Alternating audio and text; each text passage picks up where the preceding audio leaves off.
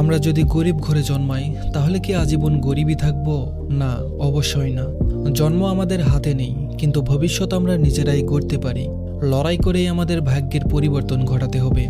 যাদের পরিবারে বড় কোনো শক্তিশালী সম্পর্ক নেই, যাদের জন্য কেউ সুযোগ তৈরি করে রাখেনি, তাদেরই নিজেদের পথ তৈরি করতে হবে। এই পথ কঠিন হতে পারে, কিন্তু সেটাই আমাদের এগিয়ে যাওয়ার আসল পরীক্ষা। জীবনে সফল হতে হলে ধৈর্য ধরতে হবে, কঠোর পরিশ্রম করতে হবে, আবার বারবার চেষ্টা করতে হবে। সফলতা সহজে আসে না, সেটাকে ছিনিয়ে আনতে হয়। সমাজে অনেকেই তোমাকে বলবে তোমার পক্ষে সম্ভব নয়, কিন্তু তুমি যদি নিজের উপর বিশ্বাস রাখো তাহলে একদিন প্রমাণ করতে পারবে যে তারা ভুল। জীবনে অনেক বাধা আসবে, ব্যর্থতাও আসবে, কিন্তু হেরে গেলে চলবে না। প্রতিটি ব্যর্থতা থেকে শিখতে হবে, প্রতিদিন নিজেকে আরো দক্ষ করে তুলতে হবে। আজ যারা সফল তারা অবশ্যই শূন্য থেকে শুরু করেছিল, কিন্তু তারা হাল ছাড়েনি।